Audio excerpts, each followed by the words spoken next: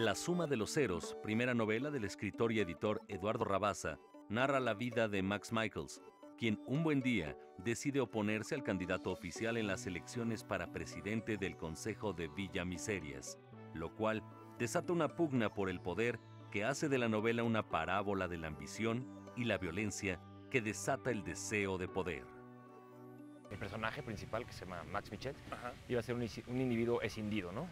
Escindido, en primer lugar, entre su historia familiar con un padre como un poco sádico que lo tortura con el concepto de verdad, que se revela después a lo largo de la novela, o que Max aprende que es un concepto bastante hipócrita.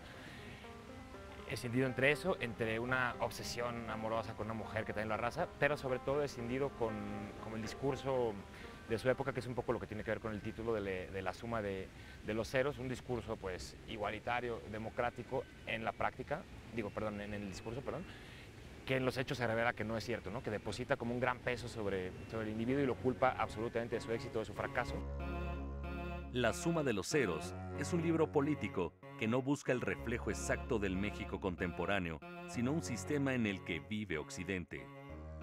El sistema político bajo el cual vivimos ahora, que es como la democracia liberal o democracia de mercado, o algunos dirían democracia burguesa, pues sí, la verdad que es el régimen político dominante en Occidente, y pues que es un régimen que, a mi parecer, una cosa muy criticable que tiene es que se ha como autoproclamado como el mejor que ha existido, una especie de fin de la historia, ¿no? Sí. Entonces, pues es un poco bajo esa estructura es que se desarrolla también la lucha política de Villa Miseria.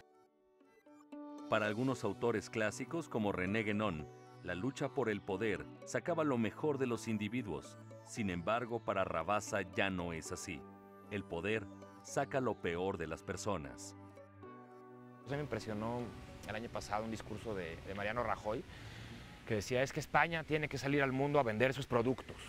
Entonces, ¿cómo? Pues si tú eres un jefe de Estado, bueno, el jefe de Estado es el rey en España, pero tú eres el presidente español, tú representas pues esa nación, bla, bla, bla. Es decir, me parece que dentro del discurso político se degrada si conviertes al jefe al jefe político de una comunidad en alguien que va a vender productos, ¿no? Entonces, pues yo creo que es un poco eso que dices y me parece muy atinada la referencia a Guénon, que han como cambiado las características de acceso al poder. Ahora importa más, pues eso, casi que ser un buen mercadólogo, no sé, ¿no? Y es muy distinto de cómo ocurrió en otras épocas.